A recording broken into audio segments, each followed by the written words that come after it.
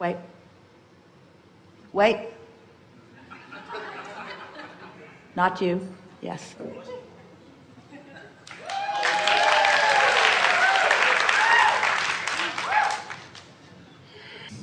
Thank you. Hello. I want to talk about joy.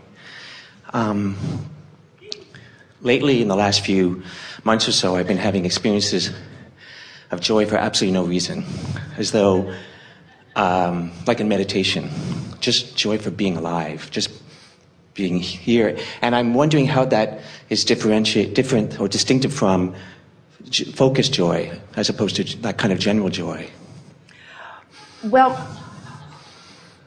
you can bring yourself, the analogy that we offer about the cork floating on the body of water is the best analogy that we have about this, because you can hold the cork under the water, and that's what more negative emotion is. But when you let go of it, it will bob right back up to the surface. And by the surface, we mean back up to the vibrational level where the source within you is. So when you're not doing anything to keep yourself from that, you will naturally be there. There is a difference between quieting your mind, like you say in meditation, and allowing that, and being aware in the world and focusing yourself around the obstacles in order to allow the joy. But that's the reason that we want to turn attention to your point of attraction. You see, there are two ways of looking at this, and most of you have been looking at this in one way, and we are now wanting to guide this leading edge crowd to looking at it in another way, and your question presents it in the perfect way. So just hang on here. You're really going to enjoy how this unfolds. So we talk about deliberate creation, and you're talking about deliberate joy. So you're thinking, I can focus upon things that are joyful in nature. I can keep an album or a scrapbook of times that I was joyful. I can remember movies I saw that had joyful places in them, or music that takes me to a joyful place. So I can focus in my here and now, and I can focus through the power of my mind upon joyful things. And by doing so, I will deliberately and systematically raise my vibration to the most joyful of places. And we say, that's a good idea. We can see why you would want to do that. We can see why you would want to use your mind. We can see why you would like to focus. And we can see why you would like the success of joy. Because from our perspective, there is no success that is more significant than the success of accomplishing joy.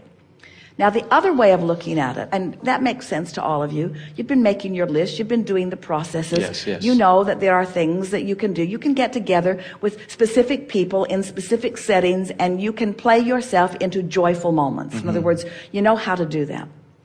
Now, the other way of looking at it is, you can accept that joy is your natural state of being. And you can accept that if there is no resistance in your experience, that joy is what you will return to.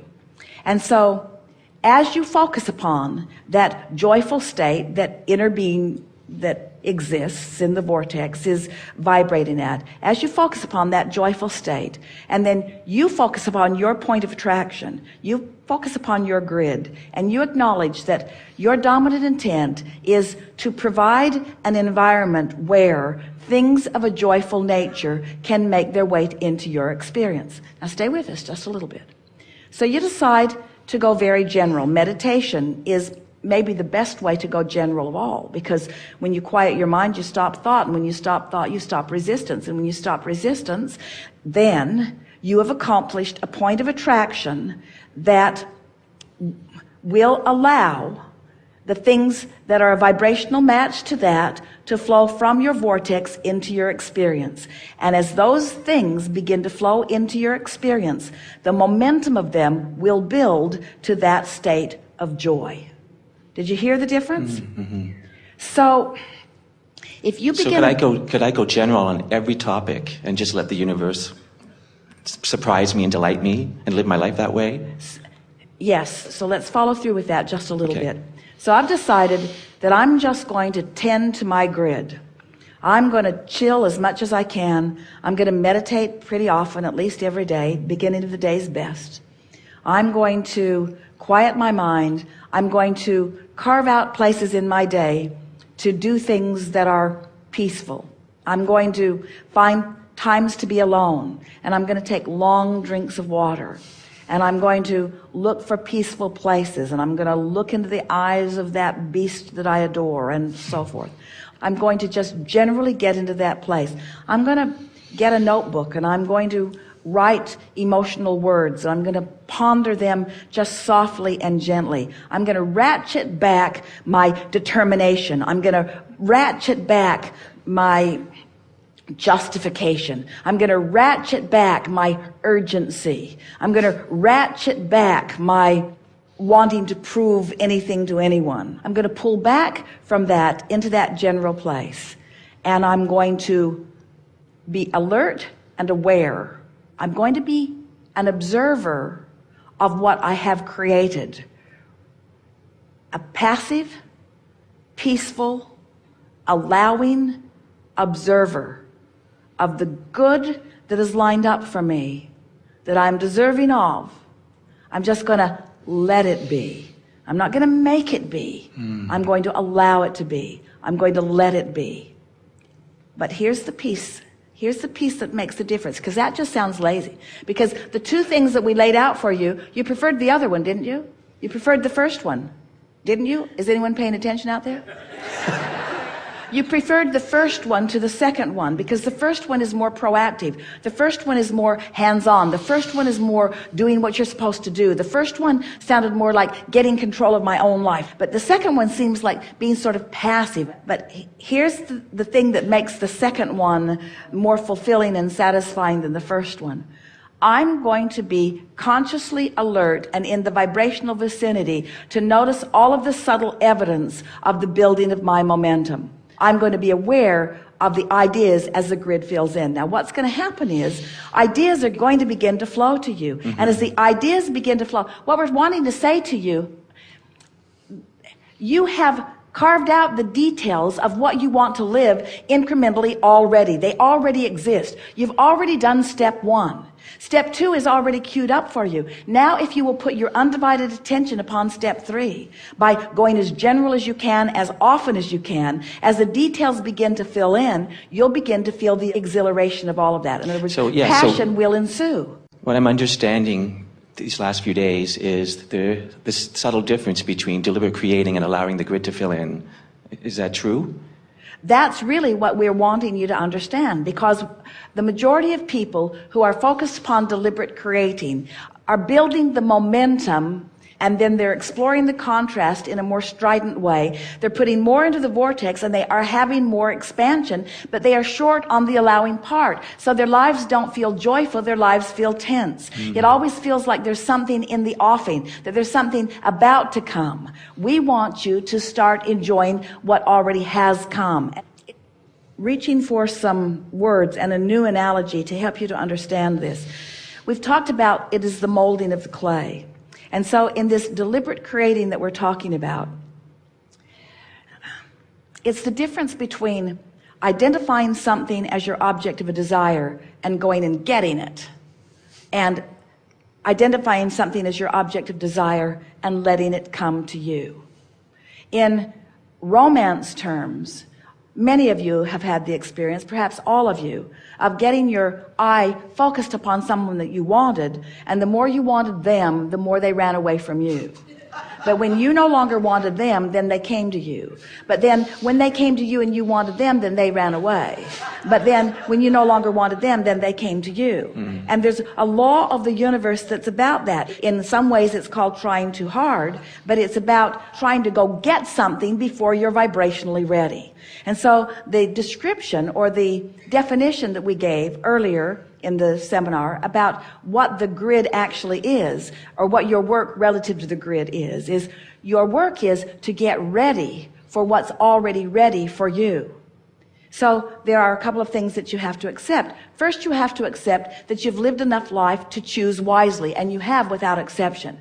Next, you have to accept that what you've chosen has been in a vortex, is a vibrational reality that exists and is ready for you, ready to come to you in perfect timing. It's ready for you to be ready for it. But there's something that goes a little screwy in your wanting to go get those things, in your wanting to achieve, in your wanting to set goals that holds you in vibrational resistance. And so it's what makes the stakes higher and higher. That is the reason that this time-space reality has so much tension within it. There are so many people wanting so much, but in a vibrational place where they are not allowing it. And it's why so many teachers are teaching meditation and chilling and relaxing and allowing, you see. When I'm feeling this joy for just being alive, what's happening to the focus? Do you understand what I'm asking? Because you were talking earlier. Yes, we do. And this is, you're making the exact point that we're wanting to make. So let's flesh it out, and then you can give us more if we don't hit it this time. We said earlier that most humans would rather be negative and specific than general and feeling good, because it feels like you're making something happen. You just want to make something happen. So the distinction that we were making is that if you can get it into your mind and into your powerful intention to tend to your grid and to go general and to feel good, generally good, as often as you can.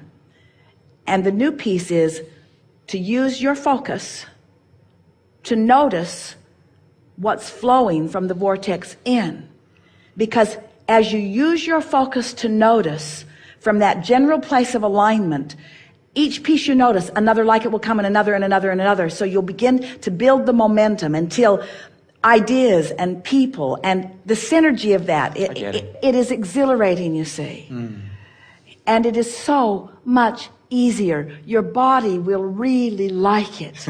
The stress with it, you will sleep better at night. Thank you. Everything about your body will come into alignment, and people around you will begin to gravitate to you, and the light will shine through you, and your clarity and purposefulness will be logical to you, and your deftness, your knowing what to do. It's sort of what Esther is experiencing with this car. In other words, the car on some level seems illogical, but because she worked the grid, that is the terminology that we were offering. She sat day after day after day after day after day after day after day, trying to find this general central place of feeling good amidst a lot of things that made it more difficult to feel good than ever. But she was determined to find that. So she spent more time working on her grid than she'd ever spent doing any process ever, just trying to find that general place. And then as the ideas began to flow, she could feel the perfection of the idea, and so there was no second guessing about whether to follow through with it.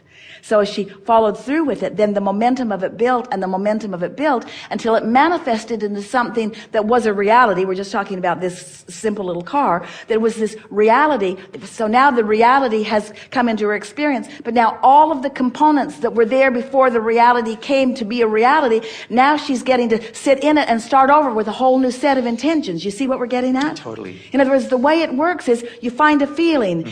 Let's start with this premise. Your vortex is full of all that you want. So now your work, and it is, and so now your work is to work on the grid. So as you find this general place of feeling good, and the grid begins to fill in, it fills in with the ideas, and then it fills in with the manifestations, and then as you are approaching the manifestations from this central place of feeling good, now those manifestations are parlayed into something even more. We are certain that there is not another human on the planet who is having more fun in a vehicle than Esther. No doubt. And she didn't see it coming, but she really likes it now that it's here. You are following? I get it. Did you get all of that? Yes. Are you understanding it? All right. Enough?